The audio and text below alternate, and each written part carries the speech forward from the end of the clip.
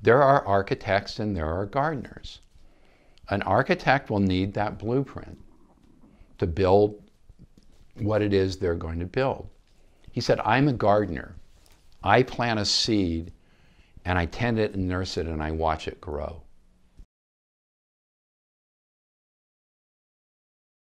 My outlines are about 25 pages to 30 pages long. Even if I go in thinking that I know what it is, I'm still going to end up figuring it out. 3 sequences in the first act, 6 in the second act, and 3 in the third act of equal weight. When you're trying to problem solve instead of telling the most compelling story, that's what I hate about outlining. It's probably 50, 60, 70% of the work you do because it makes the load a lot easier and you can write a faster screenplay if you have an outline. But my body, my brain just goes, just write it, it's right here, just write it. What is this outline stuff? I'll usually have a complete full outline and then jump into the story. So I'll have a really specific idea of the objective of every single scene. You should make an outline, you should make your character breakdowns, there's all these things that you like do, you make your cards and you plot out your story, your first and second and third. I don't do any of that.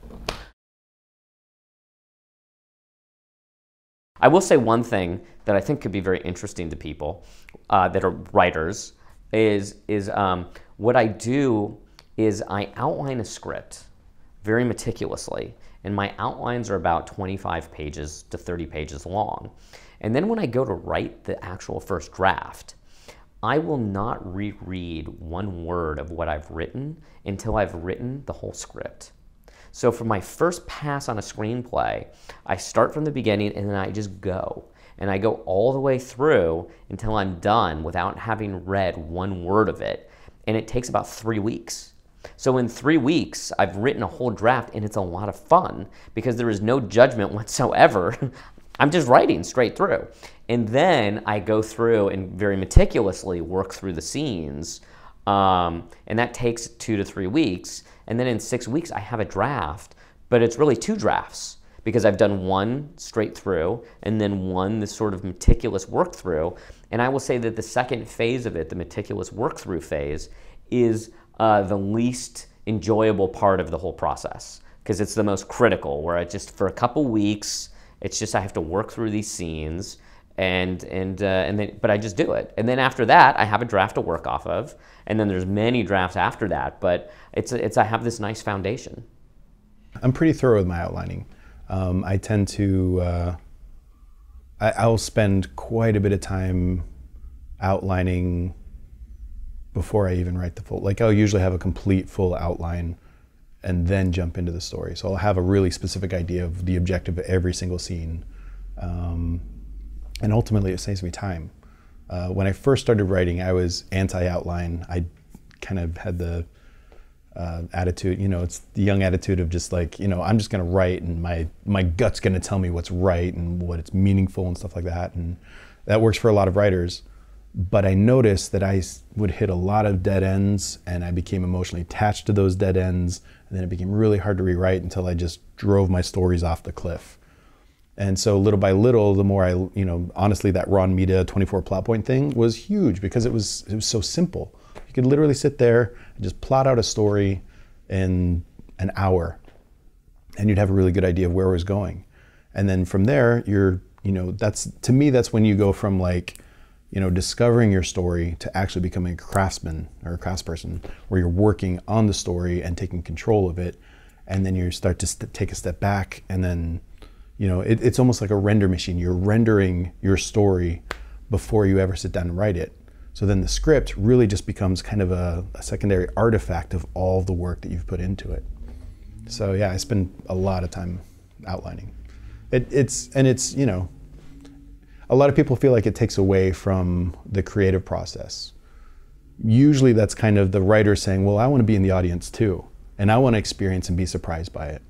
But outlining doesn't take away from that, because what happens when you sit down, like you've got your outline right here, and then when you're writing, you put yourself in the moment, you're in the skin of the writer or the character, and you're experiencing it, and then if your gut tells you to try something different, see where it goes.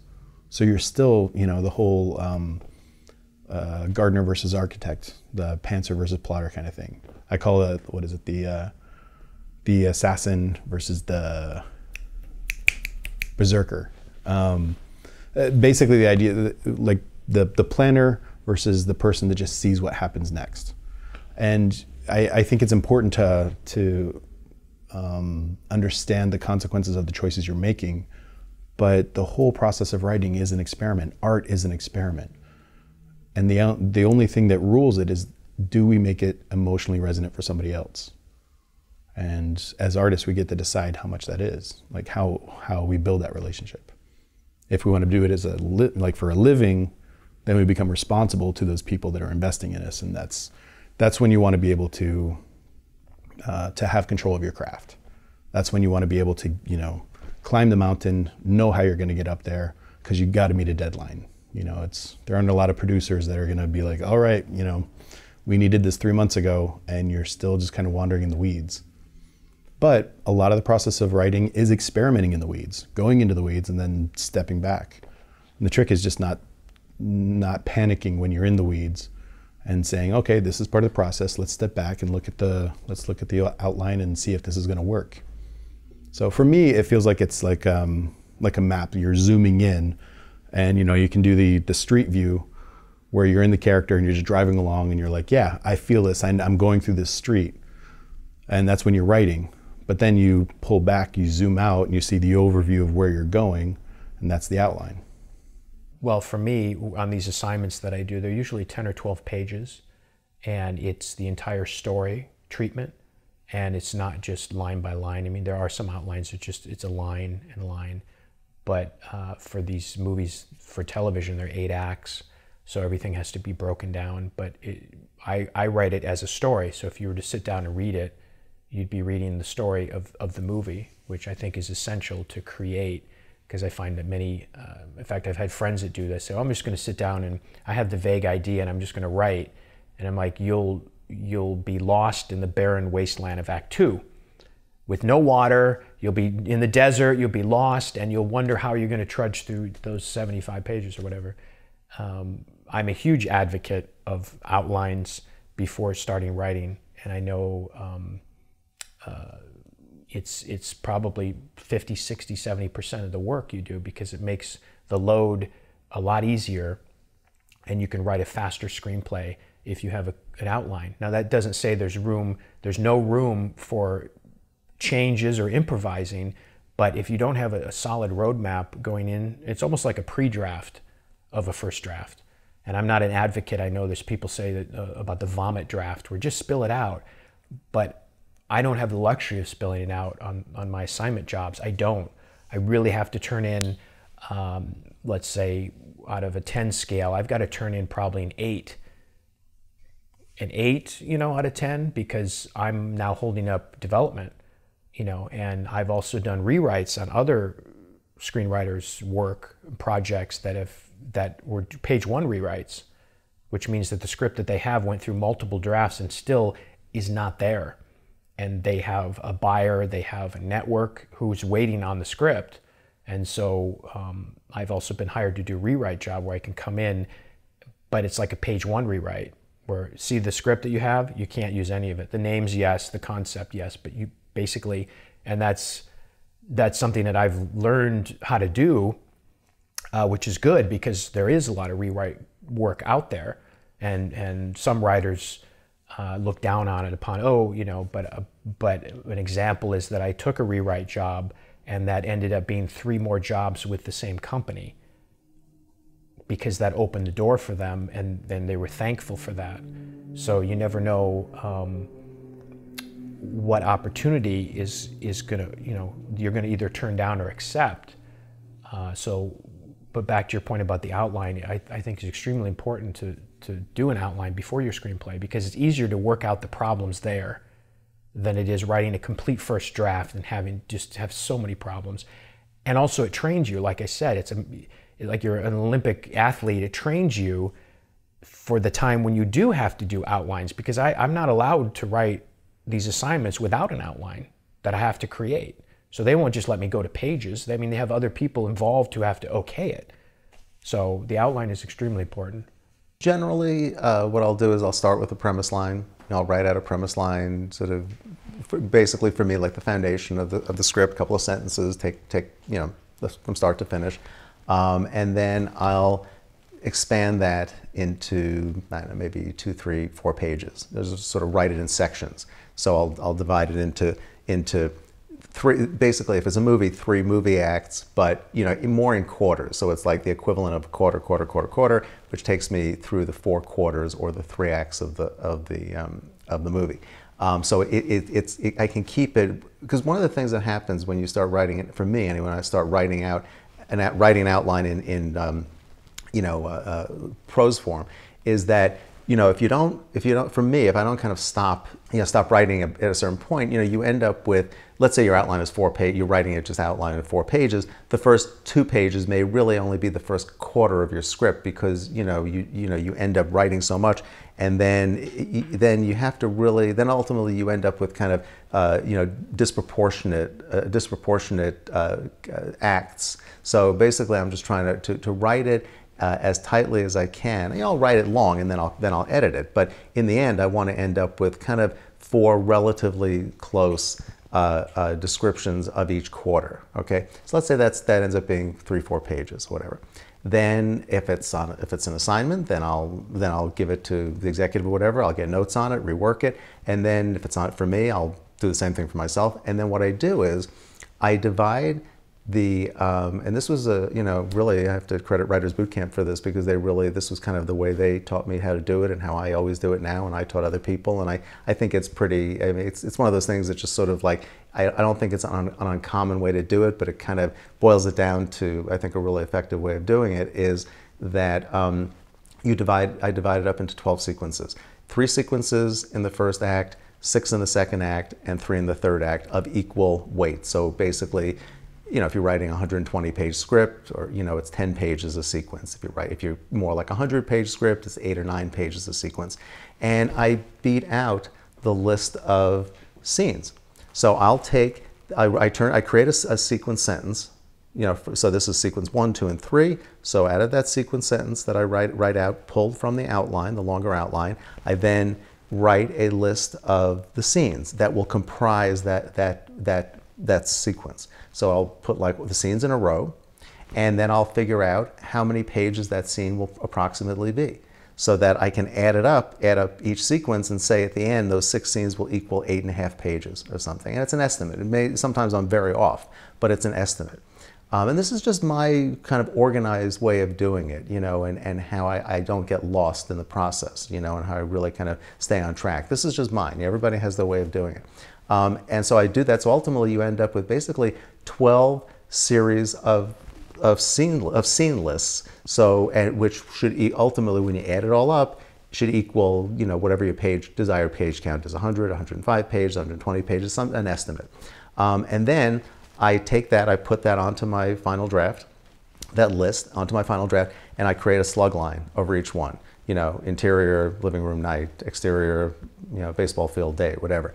And so I have the line, and then what the scene is about, and then I have the slug line. So basically what I end up with is a whole written script, except without dialogue, essentially. And then you go in and just, you craft it. And to me, it's a very step-by-step process. So it's like an accordion. You're constantly expanding that accordion until you have the whole script written. So that works for me. But everybody does it differently. There's a step outline. There's a one sheet, which is just a one sheet of paper, which is the concept. It's sort of a short synopsis. There's the log line, which is even smaller. 2 or 3 sentences. So there's different steps, and you have to have each along the way, because you have the quick pitch. I'm not interested. Then you have the quick pitch, and they go, I'm willing to read something, not the script, but I'll read a synopsis. Then, there's different steps of how interested they are to read what you want is the final product. The final script is for them to read. But the treatment, I mean, there's many different again, like a step outline. I've done outlines that were 30 pages. I mean, completely, you triple it and you have the script. But everything had to be worked out because it was very technical the way the film was going to be shot was from like an iPhone and from different things, and so it really had to be spelled out. You know, there was no, because on the set you just can't leave it up to chance. So that's, you know, but at that point I could have written the script in weeks because it was all figured out. You know, I had figured it out already. And you want that outline for those dark periods when you're stuck. You don't want to be stuck trying to figure out plot points when you should be filling pages. That's the worst part. That's the worst place to be. I will, if contractually obliged to doing a beat sheet or an outline, I will do it. And sometimes you are. And what usually happens is you spend all this time on this beat sheet and this outline, and it's the most bastardized thing in the world because it's not a script, it's not a story, it's kind of this thing that exists halfway between a script and a story. And I will do it if contractually obliged to. I'll do an outline, and I'll do a very detailed outline, and I'll do it always to the best of my abilities. I won't slum, but I'll do it and I'll hand it in, and the producers will go, "We love this outline. This is a great outline. Now go write the script." And you'll go write the script, and you'll have your outline, and you'll say, "Okay, here's what the outline is telling me," and you'll start writing, and it'll immediately start changing, and better ideas will emerge.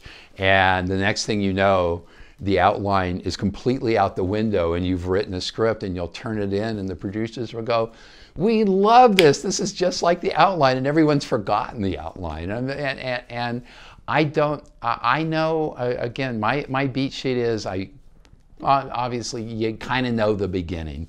You know, you're putting your characters, and you feel these characters, and you put them in this situation that they're going to have to fight for their lives to get out of. I kind of know what the end is going to be, kind of, sort of, and then it's the great unknown.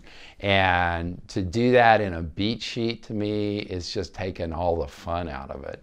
So don't listen to me, listen to all the other people out there who say outline, beat sheets. Please, if that's what you need to do, and there's great writers who do that, of course they do that.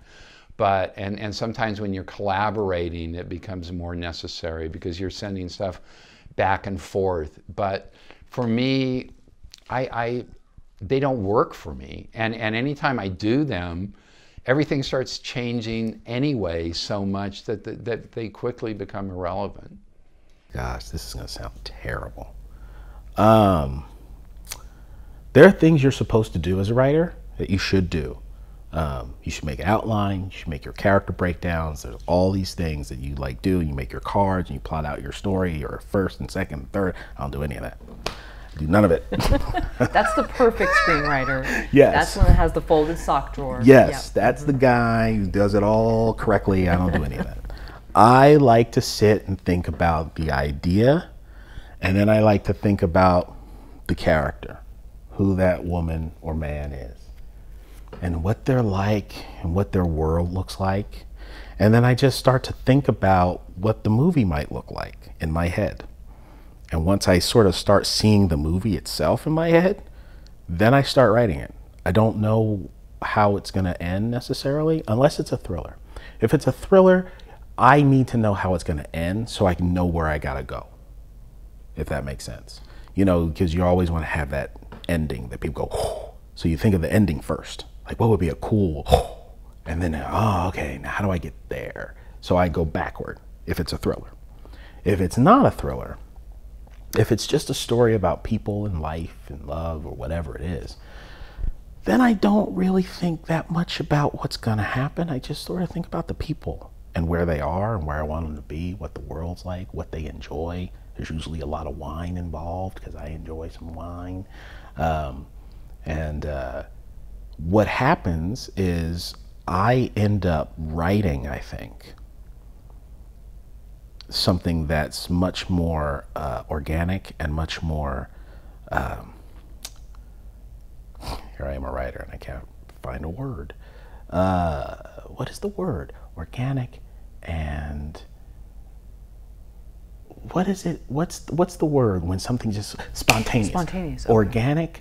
I end up writing something that's more organic and spontaneous because I haven't sort of telegraphed it.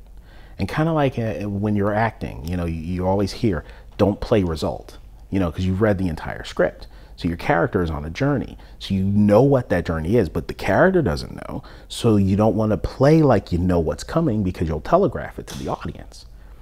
I find the same thing works for me as a writer. By not knowing everything when I'm writing, I'm discovering it as I'm writing. And it makes the writing process exciting for me because I'm like sitting there at the keyboard. I'm like, this is great. You know, people are like, well, what's going to happen next? Like, I don't know. I can't wait to find out either. You know what I mean? It's like, it's a spontaneous thing. And then hopefully the training and the laws of inevitability that I try to keep focused in my head, you know, kick in as I'm writing. And when it's done, it's a really great story. But yeah, I like to look at it as a living, breathing story that's unfolding as if I'm watching it. And that drives me toward the end. Because I feel like if I do all the outline stuff, for me, if I do all the outline stuff, I've already kind of done it already. So now it's like, oh, now I gotta write it all. I already figured it out. So I just like to jump in and start writing. It's like a discovery, you know, when you have preconceptions of what your story is, but then it develops into something very different.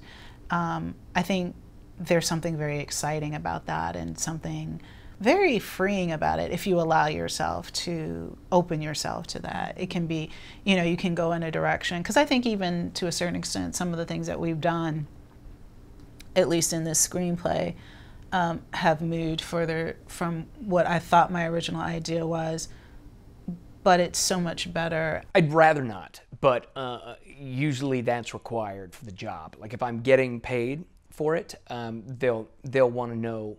Right these days, to get hired to write a script, you pretty much have to write the script. Like you have to write like a 35-page outline for a 90-page script, you know, turn it in before you can get hired to write the script. So when I'm writing for other people, I do whatever it takes to make them comfortable with it, which normally involves an outline.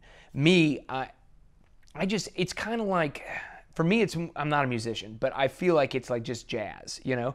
I feel when it's time for a change. I can feel when, you know, we need to know more about a character. And it's like, it's very, my way of working, it's very artificial to say, at this point on page 12, we need to learn that Charlie has a secret. You know what I mean? Like, because I don't know if that secret is. I'm like, do I make it up now or do I wait until I get to know who Charlie is and, you know, write that in? And like, I feel like the music of it, I just know on page 12, maybe there's something he's not sharing with us. Maybe it's this, you know? It's just way more organic and I feel like it flows. A lot of times with outlines, I'll find when I'm writing the actual script, I won't feel it going the way that the outline was. You know what I mean? So it's either like I do something false. I'm suddenly writing, for me, a lot of times, especially the rewrite process for other people's work, is taking a round peg and putting it into a square hole. It's like, here's a movie. This is an actual true story. I had written a film that was a beach sport kind of romantic comedy that was set in Thailand. The note I got from the studio was, great, love it, only now it's in Bulgaria and it's Christmas. So my rewrite was to completely and utterly change the entire, you know, scenery and what's happening, right? Round peg, square hole. And it's like a Rubik's Cube kind of problem. It doesn't necessarily lead to good writing, right? Like when you're trying to problem solve instead of telling the most compelling story, that's what I hate about outlining. That's why I don't like being pushed into a corner by some random decision I made 3 months ago when I was just trying to make people feel comfortable about what the movie was going to be. Does that make sense? I can ramble about it for the next 2 hours because it's something that I struggle with a lot. I'm not someone who does, even though my very first successful screenplay was almost like doing an outline, it was like a stream of consciousness treatment that I wrote. And then I realized after writing like 20 or 30 pages, you should just write the script. It's right here. You should just write the script. But that's because I had been marinating on it for so long. I could just do that. But when it comes to outlines, which is a process that a lot of script writers do, and I'm still trying to figure out how to do that. I really admire people who really know how to outline and write their scripts from there. Things are just a little bit more organic for me. But I can write like a beginning, a middle, and an end, but it's usually about 2 or 3 pages of stuff and a character breakdown. I often feel like if I had the, I don't even know what it is, whatever it is that screenwriter has that makes them sit down and disciplined do the outline, I think that my job might be a little bit easier, but I'm just saying that because it seems like that works really well. It's like the studio way of doing things too. Like TV, you have to give an outline and then you write the script, and I'll help tell you a funny story about that. So I was in the Walt Disney Fellowship, and I was in the screenwriting version of it. They don't have the screenwriting arm anymore. They just have the TV arm, believe it or not. I've been trying to get them to get the other one back, but I wrote a television script for them. And at the time, it was The Practice, and My Wife and Kids were the TV shows that were on television that I wanted to write for.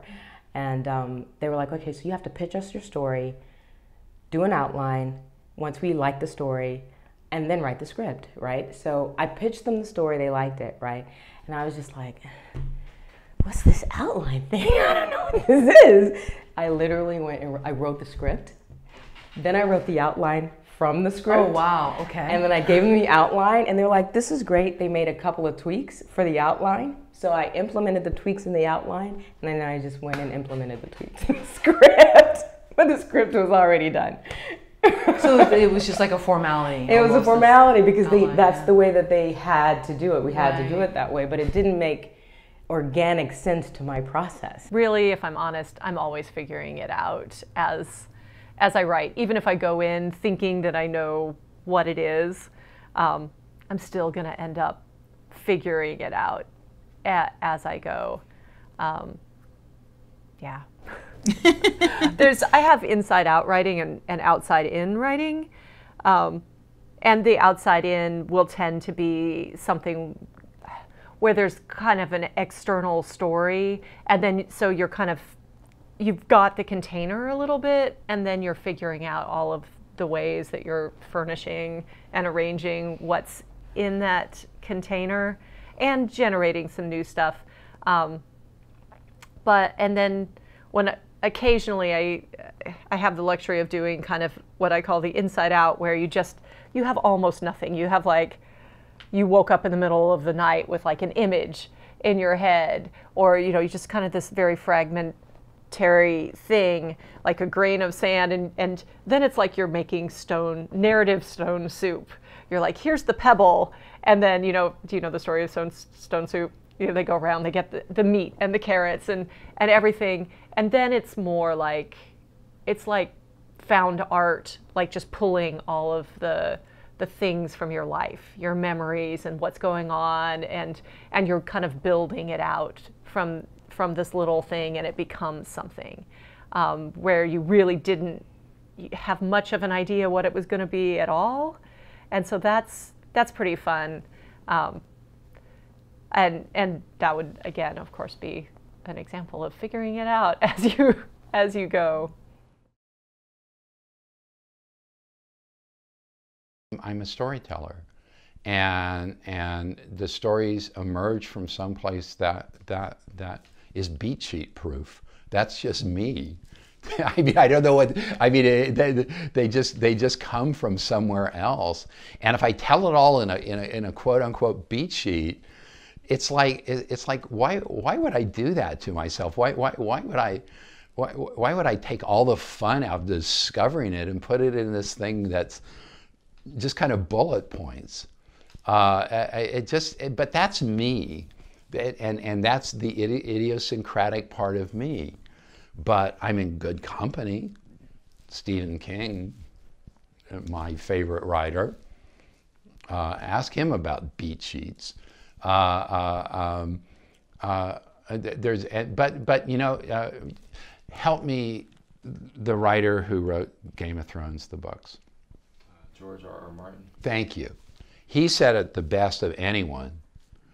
He said there are, now you would think, particularly if you've read the Game of Thrones books, that those things are outlined completely. They're so intricate, they're so full of plot and character, and this needs to overlap, and this needs to, you know, I mean, they're extremely intricate stories. He doesn't outline.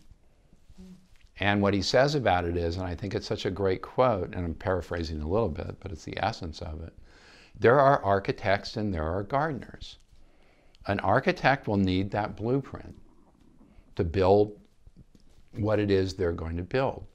He said, I'm a gardener. I plant a seed and I tend it and nurse it and I watch it grow.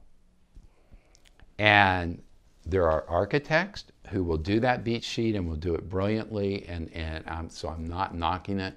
And then there are gardeners, and I guess I'm a gardener. I just kind of let the idea sit there and I tend it and I take good care of it and make sure it gets all the water and sun, and then I watch it grow.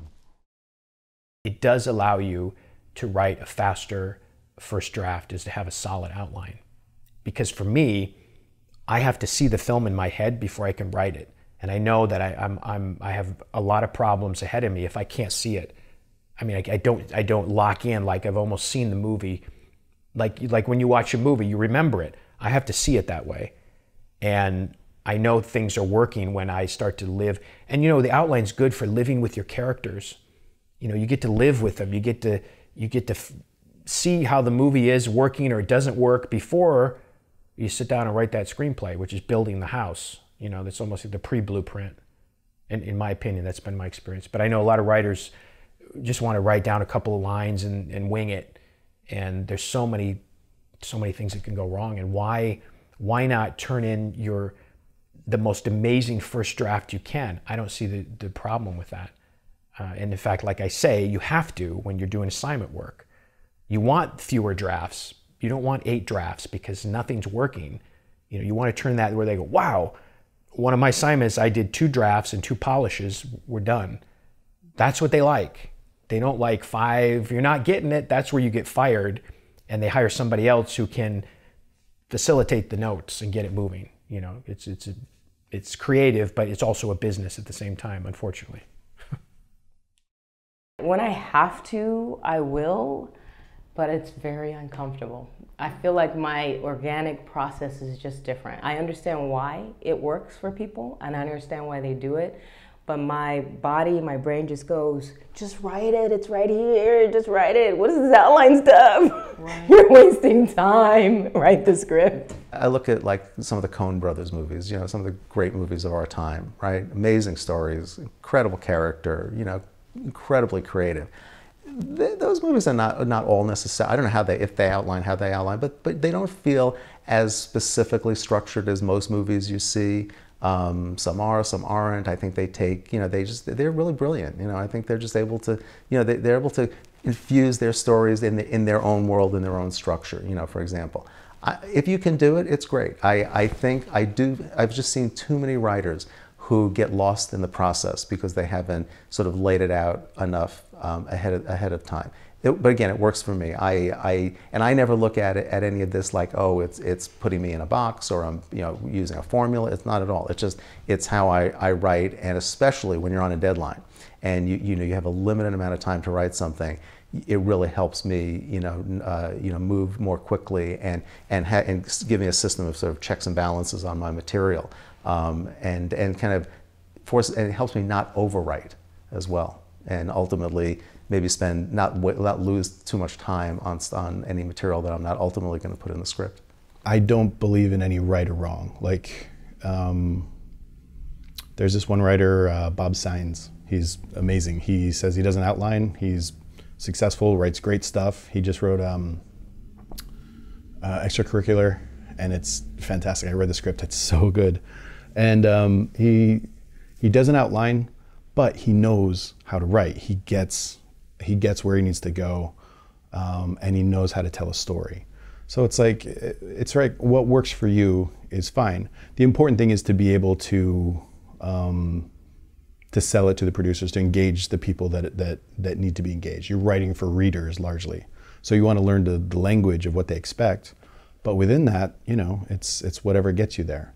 I don't think you have any obligation, but generally speaking, the average person would benefit from taking the time to plan out where their story is going to go, have a good idea of how it's going to end, and then, you know, work toward that. A lot of people, they'll stare at the blank page. I've never understood this staring at the blank page, because by the time I'm ready to write a scene, I've already had like pages of writing. I can't, it's like the slingshot. You're just like slowly like preparing, like getting all the scenes, getting the character, getting the plot, the conflict. You know what every character wants. So when you sit down, you're ready to write, you let go and you're just flying, you know.